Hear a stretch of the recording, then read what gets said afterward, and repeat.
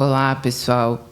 Eu sou Fernanda Gonçalves e hoje eu venho responder uma pergunta que é a das que eu mais ouço, tanto pelas redes sociais quanto das pessoas que vêm fazer curso conosco, que é que teste eu uso, né? Então, frequentemente, eu recebo esse questionamento. Eu quero fazer uma avaliação para TDAH, eu quero fazer uma avaliação para TEA, e que teste eu uso? Não há nenhum problema de eu informar para as pessoas, mas o ideal é que vocês tenham autonomia para escolher suas próprias ferramentas. Esse é o objetivo dos nossos cursos aqui, né? Que o psicólogo seja protagonista no processo de avaliação dele. E a partir do momento que você sabe escolher suas ferramentas, isso vai se tornar um hábito no decorrer dos seus processos de avaliação. Então, eu preparei esse curso, que eu chamo de os 3 passos para você escolher o seu instrumento psicológico, para que você consiga escolher suas ferramentas para qualquer contexto.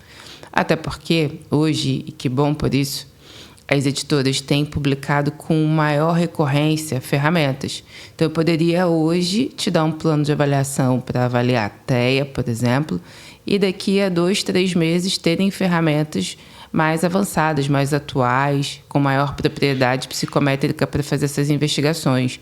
Então, é por isso que você precisa saber escolher suas ferramentas, para que a todo momento você vá preparando a melhor bateria para atender os seus pacientes, tá? Então, o meu objetivo é te mostrar 3 passos para você escolher os seus testes psicológicos. Primeiro, para quem não me conhece, eu sou Fernanda Gonçalves, eu sou diretora do Grupo FGS, né? Sou a CEO do grupo. A FGS desenvolveu uma metodologia para fazer avaliação psicológica e essa metodologia aconteceu no momento em que nós abrimos outros pontos de atendimento. Então, hoje nós temos 13 pontos de atendimento no estado do Rio de Janeiro. Pelo sotaque, vocês já perceberam que eu sou carioca, né? E nós também somos centro de formação. Então, nós temos cursos de especialização e pós-graduação e eu hoje sou a CEO do grupo. Essa expertise veio do tempo que eu trabalho com avaliação psicológica. Então, eu trabalho com avaliação psicológica desde 2000. Você está vendo agora em 2025, eu acabei de completar agora em agosto 25 anos de experiência nessa área. E ao longo desse tempo eu vim trabalhando tanto no contexto prático, lá na ponta, fazendo avaliação psicológica como você, mas eu também fui trilhando o caminho da docência, né? Então, eu sou mestre, doutora e especialista em avaliação psicológica, em construção de instrumentos. Sou docente já há muitos anos, coordenei campos universitários, né? Sou pesquisadora da área. Então, em razão dessa experiência, tanto da prática quanto da academia, né? Da formação e do ensino, eu imagino que eu vou conseguir te ajudar a escolher as ferramentas psicológicas. Mas primeiro, antes de você escolher, você precisa saber o que é um teste. Porque é muito comum você colocar lá no seu grupo de WhatsApp de parceiros, amigos psicólogos, alguém tem um teste para avaliar a ansiedade? E aí surge uma escala do além lá no PDF, no seu grupo, e você usa achando que aquilo é um teste. Aquilo é, na melhor das hipóteses, um instrumento de apoio, tá? Por que na melhor das hipóteses? Porque para ser instrumento de apoio, ele também precisa ser adaptado para o nosso contexto, né? Ele precisa também ter passado por estudos de validação. Então, na melhor das possibilidades, no melhor cenário, ele é um instrumento de apoio. Mas não é sobre ele que eu vou falar aqui hoje. Eu vou falar sobre testes psicológicos. Então, testes psicológicos são instrumentos científicos. Então, um pesquisador, quando decide construir um teste, ele primeiro vai escolher para quem ele quer avaliar e ele vai buscar uma análise sistemática daquela população. Então, ele construi a tarefa, né? Então, vamos imaginar que esteja falando de uma escala de personalidade. Ele constrói os itens e depois ele vai aplicar esses itens, esse instrumento, na população que ele se propõe a avaliar. Então, ele consegue fazer uma análise sistemática desse comportamento. Ele valida esse comportamento. Então, não é meramente um questionário que você desenvolveu no seu consultório. Isso é válido? É, como uma entrevista semi-estruturada. Mas, para eu ter a capacidade de medir comportamento humano, eu tenho que ter parâmetro. E é isso que o teste traz para mim. Parâmetros científicos. Então, lá na resolução do Conselho, na 002 de 2020, de 2003, ele vai dizer que o teste psicológico constitui-se de procedimentos sistemáticos de observação e registro de amostras do comportamento humano e respostas dos indivíduos com o objetivo de mensurar características e processos psicológicos que podem ser emoção, afeto, cognição, inteligência, motivação, personalidade, psicomotricidade, memória, percepção, dentre outros, nas suas mais diversas formas de expressão. Então, são registros sistemáticos dessa observação. E aí, por que eu devo utilizar testes psicológicos, né? Por que os psicólogos utilizam testes com tanta frequência? Porque imagina só, talvez você esteja fazendo uma transição de carreira. E aí você, antes de atuar como psicólogo, você era professor do ensino fundamental. Você estava na alfabetização de crianças. Você trabalhou na alfabetização de crianças por 20 anos. Então, o jeito que uma criança pega no lápis, como é que ele já deveria saber ler naquela fase do desenvolvimento, naquela fase escolar, para você é óbvio, porque você, por 20 anos, quase todos os dias, viu aquele comportamento acontecer. Mas eu não. A minha formação é de psicologia desde o início da minha carreira. Então, eu não sei dizer como é que uma criança, na alfabetização, deveria ler um texto. Ainda que eu tenha filhos, ainda que eu tenha crianças próximas, 3, 4, 5 crianças, não é o suficiente para eu entender que a normalidade é acontecer daquela forma. Então, eu preciso de parâmetros. Se você já está muito inserido naquele contexto, o seu próprio arquivo mental é um parâmetro. Quando uma criança lê, você fala, nessa idade, essa criança já deveria reconhecer essa junção de letras. Já deveria ser capaz de produzir um texto com tantas linhas. Mas e quem não está nesse contexto? Precisa de parâmetros. E é isso que o teste nos traz. Então, quando ele te dá esse parâmetro, ele te permite entender se aquele comportamento está dentro do esperado ou não. Se aquele comportamento é típico ou atípico. Ou, como alguns autores vão chamar, se aquele comportamento é normal ou patológico. E é a fase do desenvolvimento humano que traz para a gente essa concepção se é normal ou patológico. Então, quando você faz isso de uma forma arbitrária, você pode ou estar dizendo que uma criança já deveria conhecer algo quando ela ainda não deveria, e isso é um prejuízo, porque você vai dizer que ela tem um prejuízo cognitivo, talvez que ela não tem, mas o inverso também é prejuízo. Quando você flexibiliza demais e diz, não, vamos esperar mais um pouco, ainda é esperado que essa criança não se comporte dessa forma, essa flexibilização também vai inviabilizar o tratamento dessa criança. Isso também é um prejuízo. Então, a utilização de testes psicológicos ela se tornou tão habitual na nossa prática da investigação, né, psicológica, e em alguns casos, inclusive, obrigatório, porque ele nos traz parâmetros. Então, pensa, o tanto de comportamento humano que nós psicólogos precisamos conhecer. É possível a gente ter esse arquivo mental que eu brinquei, né, de parâmetros para todos os comportamentos? Eu entendo que não.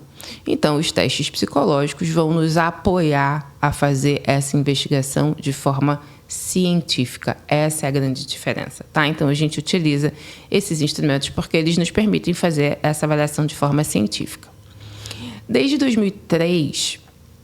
E aí tem algumas pessoas que já trabalham com avaliação antes desse período, né? Mas desde 2003 que a gente tem um apoiador aí fundamental do Conselho de Psicologia, que é o SATEPSI. Para quem não conhece o SATEPSI, ele é um órgão do Conselho Federal de Psicologia, né? Ele está inserido na estrutura do Conselho. E toda vez que a gente publica um estudo, que a gente desenvolve um instrumento, a gente envia para o SATEPSI para que ele analise e verifique não só a qualidade desse instrumento, mas se também está alinhado com os parâmetros mínimos de acordo com as normativas internacionais. E aí ele publica isso numa lista. Ele vai colocar para a gente quais são os testes que estão favoráveis, ou seja, que podem ser utilizados, e aqueles que não podem ser utilizados. Então, hoje, um instrumento ele só tem validade, ou seja, ele só pode ser utilizado por 15 anos. Se a editora ou o pesquisador entender que aquela tarefa ainda é uma tarefa que está adequada para aquele contexto, ele vai renovar os estudos de validade, tá? E tudo isso a gente pode acompanhar na lista do CETEP-C. Então, se você é uma pessoa que ainda não está trabalhando com tanta frequência com testes psicológicos, ou até já está trabalhando, mas em algum momento você se afastou daquela ferramenta por algum tempo, não sabe se está válida ou não, a gente entra no site do CETEP-C, que é esse que você está visualizando, para que a gente possa ver ali se os testes psicológicos estão favoráveis ou não, tá? Então, se os testes estão favoráveis, significa tá liberado para utilizar. Se eles não estão como favoráveis, significa que o estudo de validade dele já venceu. E aí a gente não pode mais usar, porque lembra que ele é um parâmetro? Significa que eu não sei mais se aquele parâmetro é válido. Então, eu posso utilizá-lo e correr o risco de dizer que uma coisa é natural quando ela já não é mais, tá? E ele traz também os instrumentos não privativos de psicólogo, que são ferramentas que a gente utiliza às vezes como ferramentas de apoio. Então, quem trabalha com avaliação psicológica precisa conhecer o CETEP-C, porque é ele que vai regular ali, vai colocar para a gente as listas dos instrumentos que estão aptos.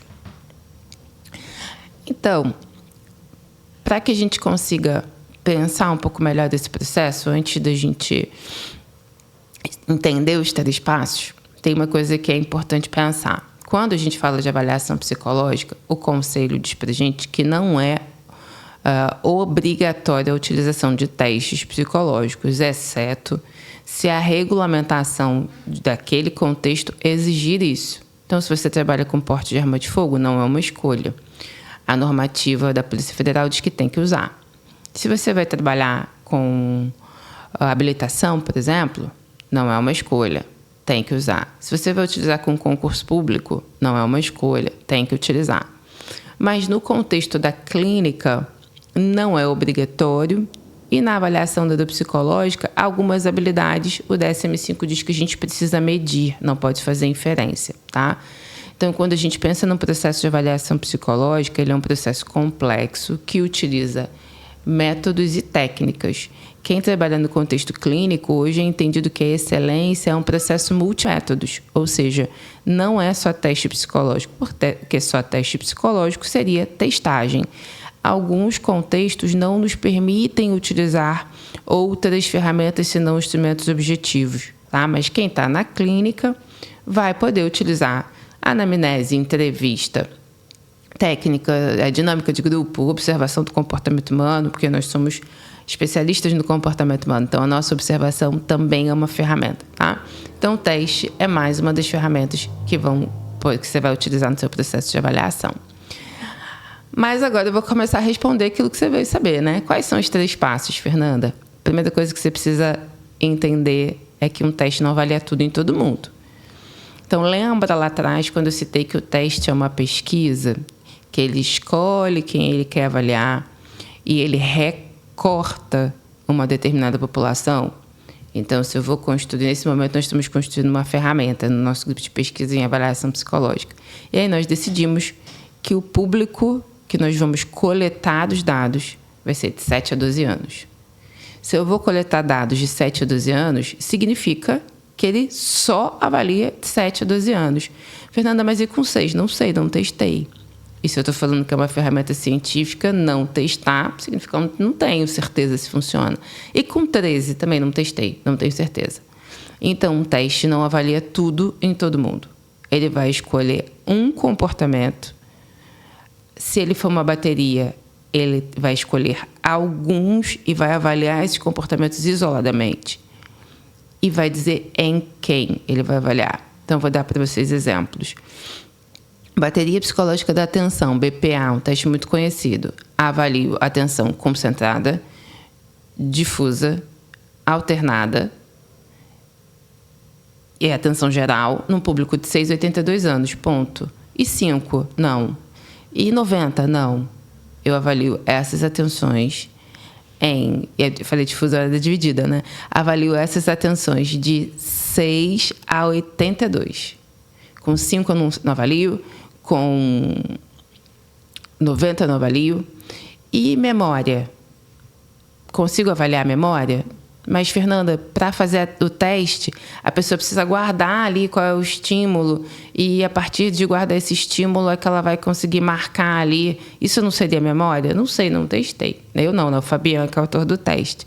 Então, ele só avalia aquilo que ele diz que ele avalia naquele público que ele diz que avalia. Então, se você quer escolher uma ferramenta, isso vai estar inserido lá no manual. Avalie o público de tanto ou na ficha técnica, né? Vou mostrar para vocês como é que vocês podem ver também pelo site, que é mais rápido, né? Então, vai estar dizendo lá, a bateria psicológica de atenção avalia de 6 a 82 anos. Esses 3 tipos de atenção te permite chegar na avaliação da atenção geral. Para além disso, ele não avalia. Então, guardem essa frase, tá? Primeiro passo é entender que ele só avalia um determinado comportamento em um determinado grupo de pessoas. Então, você precisa saber, para dar esse primeiro passo, quem é que você está avaliando. Porque os instrumentos vão fazer recortes por gênero, por escolaridade, por idade. Então, vocês viram o exemplo que eu dei do BPA? O recorte é idade, de 6 a 82. Mas se você for trabalhar com um TDE, por exemplo, que é de aprendizagem, ele não vai fazer recorte de idade. Ele vai fazer recorte de escolaridade. Então, você precisa entender qual é o perfil do seu paciente. Eu tenho um paciente cuja hipótese é de transtorno específico da aprendizagem e para fazer essa avaliação do transtorno específico da aprendizagem eu preciso excluir a possibilidade de ser atenção. Tá? Então, criando um caso aqui para você. Qual é a série, qual é o ano escolar que ele está? Ele está no 6º ano. Beleza, então eu consigo usar o TDE, porque o TDE tem lá na sua faixa escolar de avaliação 6º ano. Eu preciso avaliar a atenção. O BPA avalia de 6 a 82, então ótimo, ele cobre também esse critério faixa etária. Então eu já sei que no meu plano de avaliação eu posso ter esses 2 instrumentos, tanto BPA quanto o TDE2. Então, porque um teste só vai ser útil para você quando você tem dentro da tabela normativa o público que você quer avaliar. É isso que vai diferenciar se ele é normal ou se ele é patológico. Então, o nosso passo 1 é sempre fazer essa comparação entre a característica do meu paciente e se esse teste avalia essa característica. Algumas perguntas vão te ajudar a fazer essa investigação e eu já conto para vocês logo, mais à frente. Quando você quiser escolher o seu instrumento, você tem 2 caminhos. 3, na verdade. Você pode ou ir na loja que vende testes na sua região e pedir para estudar os manuais. Essa é uma obrigatoriedade que as editoras colocam para os revendedores, então todas as editoras, todas as lojas credenciadas permitirão que você estude o manual. Mas hoje, principalmente quem mora em metrópole, é cada vez mais difícil a gente fazer esse deslocamento, né? Então você pode entrar no site da editora, aqui eu estou dando como exemplo a editora Vetor. Você vai lá na aba de testes, tá vendo que ele já relaciona para você, né? Então, testes de atenção, por exemplo, que foi o que eu coloquei aqui como uma hipótese do nosso paciente. Tem lá atenção concentrada, dividida, difusa, sustentada, discriminativa, alternada, seletiva. E quando você clicar ali, ele vai listar para você todos os testes que essa editora tem para avaliar essa característica. Hoje nós temos 3 grandes editoras de instrumentos, né? A Vetor, a Nilapress e a Rography. Então, eu te aconselho aqui, eu coloquei a tela de uma, mas eu te aconselho na hora de fazer a avaliação, buscar alternativas. A Vetor tem alguns testes de atenção. A Nilapress lançou um também muito bom, que é o teste rotas. Então, vale a pena vocês olharem nas 3 editoras para verificar qual é o que melhor te atende naquele momento. A outra opção é você ver no próprio site do SATEPSI. Ele vai colocar, se você filtrar pela característica, quer avaliar a atenção, ele também vai listar para você todos os instrumentos que tem validados para aquele contexto, né? Então, as editoras apresentam para a gente fichas técnicas, como essa que eu estou mostrando para você. Qual é o objetivo do instrumento? Qual foi o estudo que foi realizado, se ele tem aplicação coletiva, individual, presencial ou online, que hoje é uma grande variação importante para a gente quando escolhe um instrumento, tempo de aplicação e área de atuação. Então, mesmo que você não possa ir presencialmente à loja para avaliar, você vai conseguir, de casa, escolher a tua ferramenta. Algumas perguntas são infalíveis para você escolher o seu teste, porque os critérios de construção normalmente estão aí nessas perguntas. Então, se eu quero avaliar um paciente, a primeira coisa que eu preciso saber é qual a idade dele. Então, eu tenho um paciente para avaliar a TEA, Fernanda. Qual o teste que eu uso? Eu vou te perguntar qual é a idade. Porque se ele é uma criança, eu vou sugerir idade, Denver, SRS-2. Se ele é um adulto, eu vou te sugerir o SRS-2, que avalia os dois, mas eu vou te sugerir escalas de personalidade, eu vou te sugerir escala de regulação emocional. Então, a primeira coisa, antes de você ir para a plataforma para escolher suas ferramentas, é mapear ali e ver qual é a idade do seu paciente. Depois, qual é a escolaridade do seu paciente? Porque alguns instrumentos, esse vai ser exclusivamente o critério. Então, ensino fundamental. Alguns instrumentos podem correlacionar duas características. Então, as escalas de personalidade para adultos, por exemplo, precisam de leitura, análise. Então, ele vai te perguntar idade e escolaridade. Adultos a partir dos 18 anos com o ensino médio completo. Então, para você escolher, você precisa saber idade e escolaridade. Depois, para você escolher as tabelas normativas, né, avaliar o seu paciente, qual é a região do meu avaliado? Então, esse instrumento hoje, por uma imposição do SATEPS, todas as ferramentas têm evidência de validade em todas as regiões. Mas vale a pena você verificar se esse instrumento tem tabelas normativas, às vezes, para o estado que você vai avaliar. E por que isso é importante? Quanto mais próxima a tabela tiver do seu paciente, mais preciso ele será, tá? E depois, se está inserido em algum contexto específico. Porque se está inserido em contextos específicos, como concurso público, se for banca, né, se você estiver representando a banca, não vai poder ser teste projetivo, tem que ser teste objetivo. Se há uma avaliação compulsória, procedimentos cirúrgicos, perícia, eu vou te sugerir o contrário, opte por instrumentos que sejam instrumentos com estímulos livres e semi-estruturados, porque isso tirará do sujeito a capacidade de manipular essas respostas. Então, o contexto específico pode te ajudar a entender qual é o tipo de ferramenta que você vai utilizar, tá? E aí, o seu segundo passo é entender se o seu candidato, seu avaliado, está fazendo essa avaliação de forma voluntária ou essa avaliação é uma avaliação compulsória. Então, você já sabe a idade dele, já sabe a escolaridade, já sabe qual é a região. Agora, você precisa entender por que ele está fazendo. Como eu falei no final do nosso último slide, se você tem um paciente que vem fazer essa avaliação de forma voluntária, ele se comporta de uma forma. Se ele vem fazer de uma forma impositiva, ele se comporta de outra. E impositiva, às vezes, significa que ele, inclusive, está pagando, mas ele está fazendo essa avaliação por uma obrigatoriedade. Então, não tem escolha para fazer avaliação para o Detran ou não.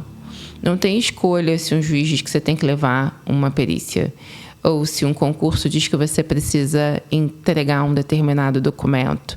É diferente se você vem fazer uma avaliação comigo dizendo que você está muito triste e está produzindo pouco.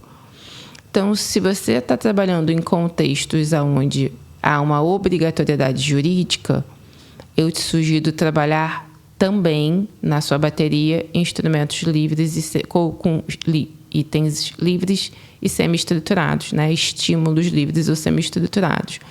Só fica atento se a normatização daquele contexto impossibilita isso, como é o contexto do concurso público para quem está trabalhando para a banca, tá? Então, estímulos livres e semi-estruturados tiram do candidato a tua possibilidade de fazer uma manipulação dessa resposta. Então, se a gente quer buscar uma resposta mais genuína, o estímulo como desenhe uma casa, escolha uma cor, olha aqui nesse borrão e me diz o que você está vendo, ou cobrir os olhos do teu candidato e pedir para ele fazer traços, como é o PMK, tiram dele essa possibilidade de manipular essas respostas, tá? Então, quem são essas ferramentas que têm estímulos livres ou semi-estruturados? Aqui eu trago para vocês os 3 tipos de testes. Os testes objetivos são aqueles quantitativos. Então, os inventários são testes objetivos, né? As escalas de personalidade, as escalas de patologia, comportamentais, tudo isso é teste objetivo. Tudo que o seu resultado vai reverter em uma escala é quantitativo, é objetivo, tá? Porque é uma análise quantitativa. Os testes de avaliação neuropsicológica, se a gente está investigando cognição, eles também são objetivos. Mas se nós estamos investigando personalidade, eles podem ser expressivos ou projetivos.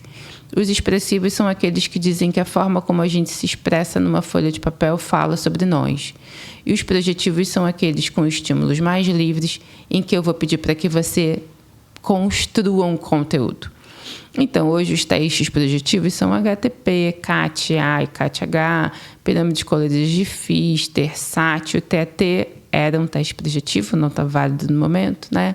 Rocha, Zuriger, já o expressivo, palográfico e PMK, tá? Então, esses instrumentos têm estímulos mais livres e semi-estruturados. E isso vai fazer com que você consiga avaliar de uma forma mais genuína. O terceiro passo é entender quanto é que seu instrumento mede.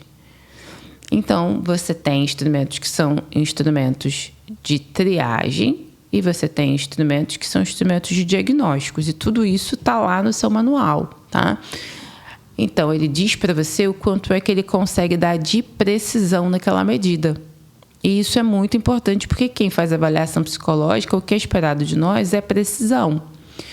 Então, hoje, a International Test Commission vai apontar para a gente o que é um teste e o que não é. Isso normalmente vai estar, existem outras medidas, tá? Mas na maioria dos manuais vão aparecer lá como o alfa de Cronbach.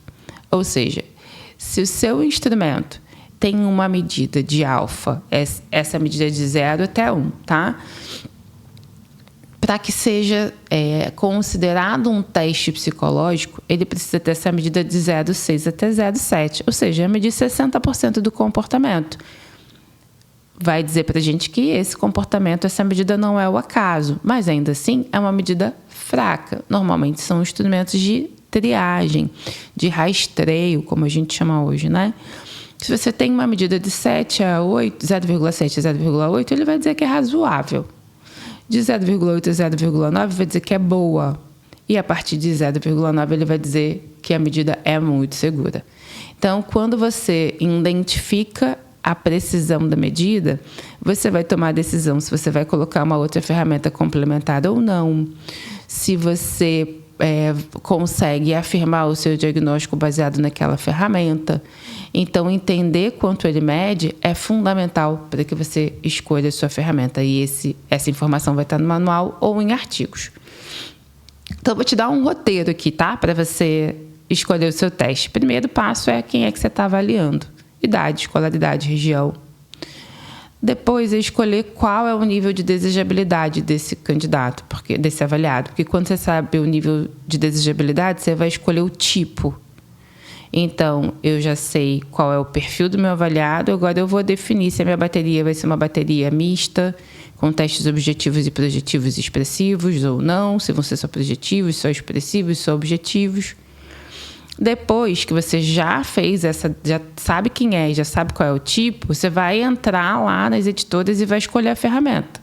Escolheu a ferramenta, você vai ou no manual ou no próprio artigo do teste ver qual é o valor preditivo dele. Então, até que você não comprou, tá? Você só sabe quem é o perfil do seu avaliado, você já sabe qual é o tipo de técnica que você vai utilizar, você entrou lá no artigo ou revisou no manual qual é o valor preditivo dele, e aí você passou por esses 3 passos, o 4º passo é comprar. Então, as 3 etapas para você escolher o seu teste é saber quem você está avaliando, saber qual é a técnica que você vai utilizar e saber qual é o valor preditivo desse instrumento para que você possa comprar a ferramenta certa, tá? Decidiu, vai numa loja autorizada. Hoje a gente compra quase tudo online, essas lojas facilitam, tem frete grátis, mas teste não vende em qualquer loja. Então, ou você vai conseguir comprar direto da editora, Vetor, Nelapress ou Rograph, ou você vai comprar de uma loja. Eu estou falando do Rio de Janeiro. Aqui no Rio de Janeiro nós temos 2 lojas, Valor do Conhecimento e Mago Psicoteste. Então, ou você vai comprar de uma loja autorizada, ou você vai comprar direto da editora. Os preços são tabelados, então você comprar na editora, vou dar exemplo, né? Aqui no Rio a revendedora é a Mago. Comprar direto do site da Mago ou comprar direto da editora acaba tendo, economicamente, é o mesmo valor. Então, vale muito a pena você se aproximar da loja da sua região, né? Então, se você está em Recife, você vai ter a Parceiras Psi, que vende Nelapress. Se você vai estar em Minas, você vai ter Livraria do Psicólogo, Portal Psi. Então, você se aproximar das lojas da sua região para que você construa ali também uma afinidade, conheça os treinamentos, enfim. É uma aproximação que, para quem trabalha com avaliação psicológica, vai ser muito importante. Então, eu imagino que agora, com esses 3 passos, você vai ser capaz de escolher os seus testes psicológicos para trabalhar em qualquer contexto. Você não vai precisar mais colocar lá no seu grupo de WhatsApp qual é o teste que eu utilizo, tá? Então, eu espero que você tenha gostado dessa aula e aprendido aí os 3 passos para escolher suas ferramentas.